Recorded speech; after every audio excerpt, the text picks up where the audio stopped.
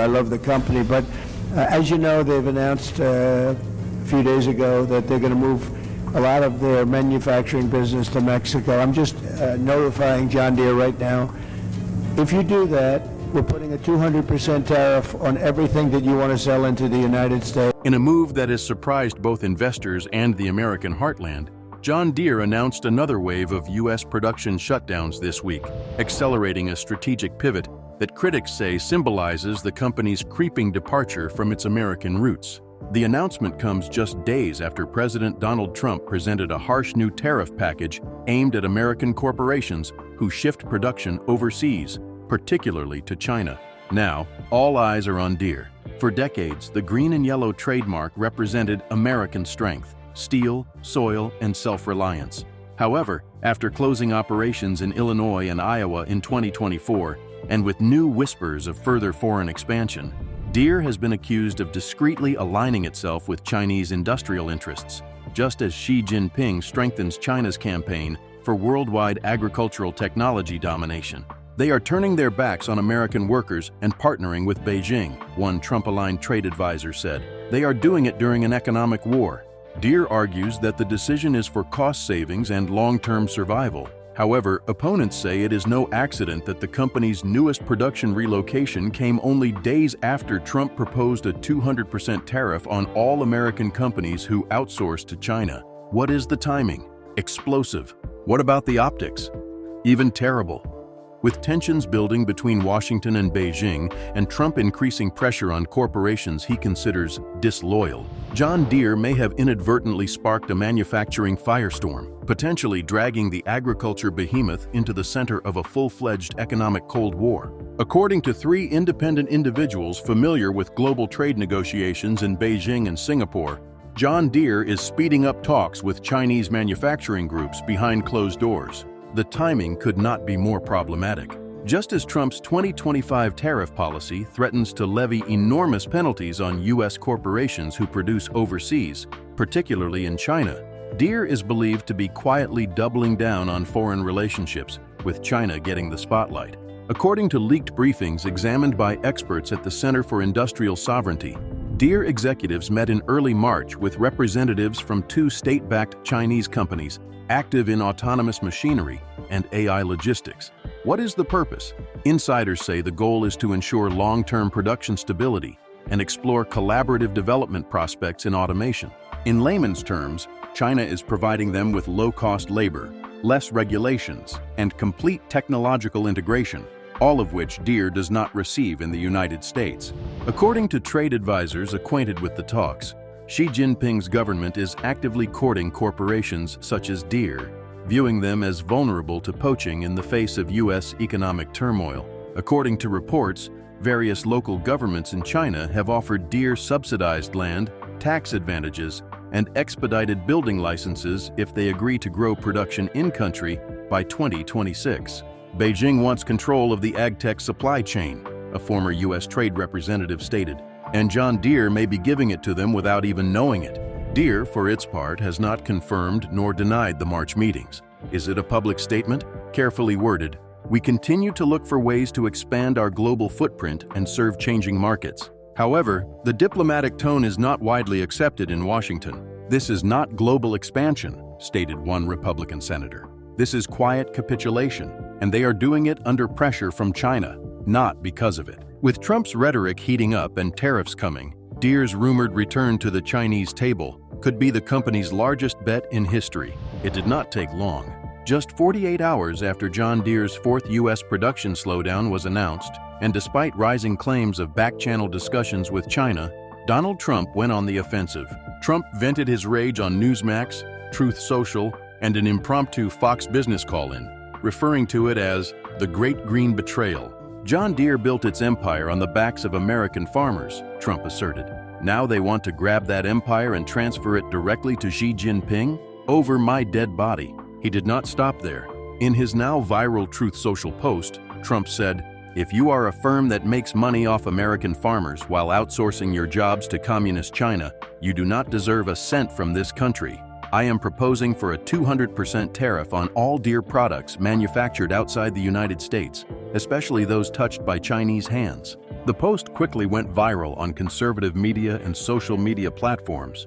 Influential voices, including Steve Bannon and Tucker Carlson, began casting Deere as the new icon of globalist betrayal, referring to it as Ford 2.0, but worse. Trump also implied, without using names, that Deere executives may have vowed devotion in private while secretly engaging with Chinese officials. He urged the House GOP to look into the company's international operations and requested that all federal contracts and subsidies for Deere be frozen immediately until further notice. The backlash was quick. Several Republican governors, including those from Iowa and Missouri, voiced deep concern over the reports and indicated they would reconsider future state agreements with the firm. Even several centrist Democrats admitted that the optics were poor. "Whether it is true or not," said one House aide, "Trump has made it stick. Right now, the American people believes John Deere is standing with Xi over Des Moines workers. That is political dynamite." Deere no longer saw the storm approaching. It has arrived, and Trump was riding it like a tidal wave. With pressure rising from all sides, including the media, Washington, and their own consumer base, John Deere finally broke its silence. In a rare public note addressed to shareholders and stakeholders in agriculture, Deere CEO John C. May II defended the company's global strategy while strongly opposing what he termed a campaign of political distortion. The statement continued, "John Deere has always been and continues to be committed to serving the needs of American farmers. But, like any modern business, we must adapt to changing market conditions, supply chain realities, and global competition." Translation, "We do not apologize." Deere did not confirm or refute reports of resumed talks with Chinese industrial partners, but the statement did note that international discussions were underway and described them as part of responsible long-term planning. The response was corporate yet harsh. "We are being targeted not because we failed America, but because we refuse to fail at all," it stated. "We will not allow campaign politics to jeopardize the livelihoods of our employees or customers." Deere also cautioned that Trump's planned 200% tariff would not only impact their bottom line, but would also directly affect American farmers by rising the cost of parts, equipment, and repairs. "Punishing Deere punishes those who grow America's food," the statement said. However, opponents claim the memo avoided the key issue, allegiance. While Deere claims it is acting out of need, not treachery, critics believe that when a corporation accepts Chinese subsidies while reducing American employment, the line has already been crossed. One headline from a major agricultural monitor said it bluntly, "If they are not taking a side, why does it appear that they have already?" Deere's memo could have been designed to calm things down. However, in the court of public opinion, the temperature continued to rise. 4-0. If John Deere thought it could handle the political optics while continuing business as usual, it was mistaken. The reaction has been quick and nasty. Just days after Donald Trump openly called for a 200% tariff on all John Deere equipment manufactured abroad, the company's stock plummeted 11% in a single trading day, the worst one-day decrease since the COVID-19 outbreak. Major institutional investors began selling shares, citing geopolitical risk and regulatory uncertainty. Barclays analysts downgraded Deere to underperform, warning that Trump's rhetoric alone has caused market panic even before a single tariff was imposed. "You cannot underestimate the market's fear of Trump tariffs," said one Wall Street strategist. "If he wins the election or gains more power in Congress, these threats may become law, and Deere's global strategy could become a liability overnight." However, the repercussions extend beyond the financial realm. They are personal. Farmers in Iowa, Illinois, and the South, who have used John Deere equipment for decades, have a difficult decision: continue to support the company or join the rising revolt. Local unions in Davenport, Iowa, which was once home to one of Deere's busiest factories in the United States, are outraged after the firm declared in late 2024 that production would relocate to Mexico and other international locations. Many employees were offered retraining programs and redeployment opportunities, but instead received layoff notices. Former employees are feeling thoroughly duped as new reports link Deere to covert conversations with Chinese manufacturers. "They told us it was temporary," says one laid-off engineer. "Now they are in talks with China, and the CEO is giving interviews like it is no big issue. It is a slap in the face. Small-town animosity is bubbling over. Protesters gathered outside closed plants, waving American flags and holding homemade placards that read, "Built here or bought out," and green tractors red hands. Meanwhile, local dealerships have been caught in the crossfire. According to some reports, irate customers are canceling equipment orders. Others claim they have received a deluge of calls from concerned farmers, asking whether components will still be accessible if tariffs are implemented. "People are panicked," claimed one Illinois trader. "They are asking, if Trump wins and tariffs are imposed, will I be able to pay repairs?" Customers are not the only ones who are uneasy.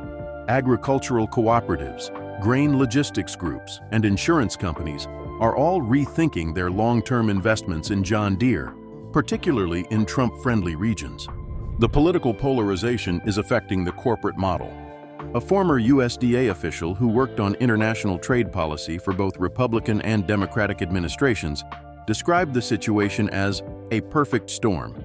You have one of the most iconic American brands flirting with the Chinese manufacturing ecosystem, just as a populist backlash against globalization reaches critical mass, he stated. It is no longer simply about tractors. This is about trust, nationalism, and perception. Other large manufacturers are keeping an eye on things with concern. Executives at Caterpillar, AGCO, and CNH Industrial are allegedly reconsidering their global manufacturing disclosures, fearful they could become the next target of a Trump-led backlash. Several senators in Washington have already proposed holding hearings on U.S. firms exploiting Chinese industrial policies, with John Deere slated to be the first witness. Meanwhile, the White House has been relatively mute. President Biden's press secretary delivered a vague statement calling for continued transparency from all multinational corporations, which critics argue does little to address the developing political tempest. And in China, according to reports from Beijing, Xi Jinping's government is closely monitoring the situation. The state-controlled media has mainly ignored the scandal, although one Global Times editor said on social media that America's internal division is China's strategic opportunity. As the fallout unfolds, the most pressing concern is what will happen next.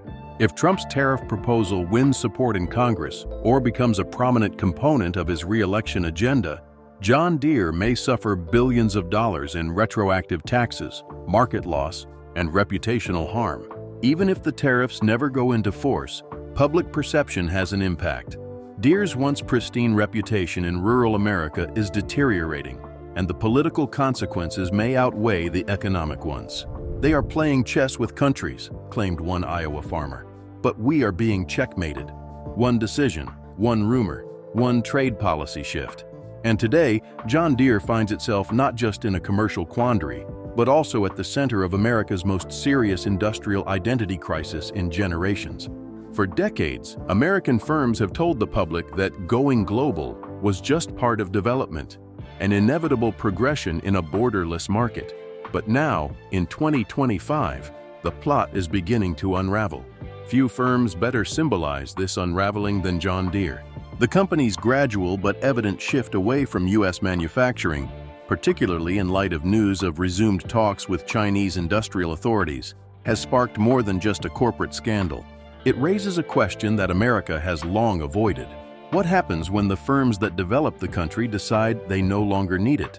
Following John Deere's alleged back-channel dealings with Chinese partners, an increasing number of economists, politicians, and national security experts are raising concerns about a larger trend, which they say has been accelerated by rising Chinese influence and Xi Jinping's Made in China 2025 inches campaign. And John Deere may not be alone. In the last 18 months, Apple, Boeing, Tesla, and even General Electric have all been linked to claims of increased collaboration with Chinese supplier chains, many of which involve military-adjacent or AI-integrated technologies. "What we are seeing is not just globalization," said Robert Castor, a trade expert with the American Economic Vigilance Forum. "It is the silent relocation of American industrial power, and it is happening under Xi Jinping's calculated long-term vision. China's agenda is no longer solely about cheap labor. It is all about control over minerals, automation infrastructure, rare earth supplies, and most lately, agriculture.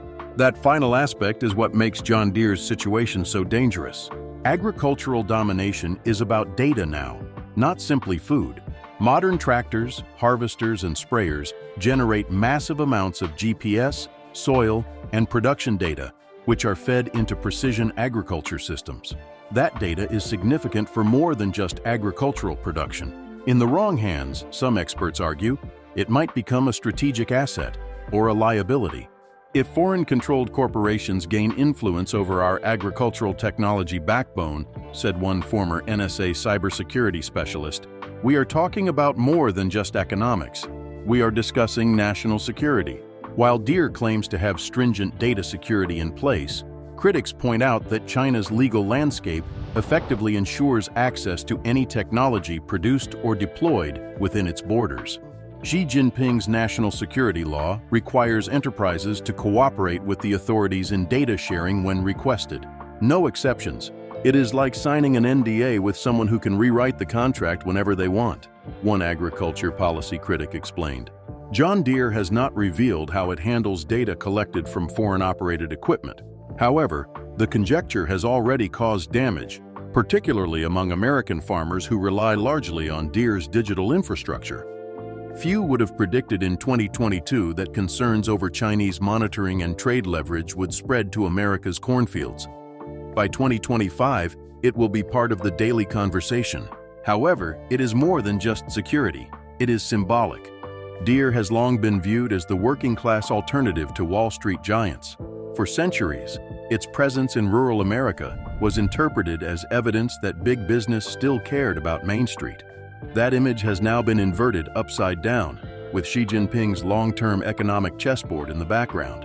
Beijing, for its part, has mastered the long game. Xi's Belt and Road Initiative may make headlines, but it is the subtle integration of Western firms into Chinese state-aligned infrastructure that is genuinely transforming global power dynamics. Deere's rumored automated joint ventures in China would provide Beijing with access to cutting-edge agricultural technology breakthroughs, potentially allowing the CCP to outperform the U.S. in terms of agricultural self-sufficiency, and it is not limited to one brand. According to a new white paper by the Center for Strategic Tech Futures, more than 40% of Fortune 500 businesses now have high-risk exposure to Chinese industrial zones, which is generally driven by tax breaks, lax labor inspections, and large government payments. What was formerly considered economic pragmatism today appears perilously close to strategic reliance. Even past proponents of globalization are shifting their positions. During a recent panel discussion, a well-known pro-trade economist admitted, "What we presented as efficiency 10 years ago appears to be weakness today. China did not simply open the doors to manufacturing, they rewrote the rules once we entered." John Deere may face historic consequences as the first domino. If additional American corporations follow suit, quietly reducing domestic investment while expanding Chinese operations, the consequence might be a gradual loss of industrial sovereignty. The symbolism is powerful. Green and yellow tractors, long associated with American exceptionalism, could soon be made in Chinese factories under Xi's 5-year economic guidelines. "This is more than outsourcing," explained a former top White House trade official. "It is deindustrialization disguised as innovation, and it is happening right under our noses." For Trump, it is the perfect storm. He has already presented the matter as a national loyalty test, warning that corporations like Deere risk losing access to American consumers if they align with Chinese objectives. And whether such rhetoric leads to policy or simply popular outrage, it is already influencing public opinion. In rural America, where brand loyalty was previously strong, many farmers say they are reconsidering their next buy. Smaller competitors, such as Kubota and AGCO, with less exposure to China, have already reported an uptick in inquiries. A farmer in Nebraska put it simply, "I do not want to give my family food collected by machinery designed during communist rule. It is not about the tractor. It is about what it signifies." So, is this the future? Are American heroes like John Deere doomed to barter patriotism for business, loyalty for logistics, and labor for subsidies. If current trends persist, the answer may not be speculative for much longer, because the gaming board has already shifted. And Xi Jinping is not just playing, he is rewriting the rules. John Deere's decision to reduce U.S. production at the same time that its ties to Chinese industrial partners are being scrutinized is more than simply a headline. It is a flashpoint in what many now refer to as a new industrial Cold War. This time, the battleground does not include tanks or missiles. It includes industries, data centers, robotics laboratories, and shipping channels. Instead of generals and diplomats, major participants include CEOs, trade representatives, and foreign leaders such as Xi Jinping, who pulls strings behind conference room doors. Trump's reaction is only the beginning. His call for huge tariffs, as well as his labeling of Deere as a traitor to the American worker, have already changed the political discussion over trade and national identity. Whether he is re-elected or not, the pressure campaign has rekindled a hardline anti-globalization stance that is gaining momentum among people across parties. Deere, like many multinationals, claims it is simply responding to market conditions. However, critics are not buying the narrative. They claim that this is about more than efficiency. The future of American business depends on who controls it and whether it is created in the U.S. or in Beijing. The issue confronting America today is not solely about John Deere. It is about how far the country is ready to let its industrial icons drift before bringing them back. Because in this new Cold War, factories do not have to burn in order to lose anything. They just need to be silent. And in villages across the Midwest, the silence is already deafening.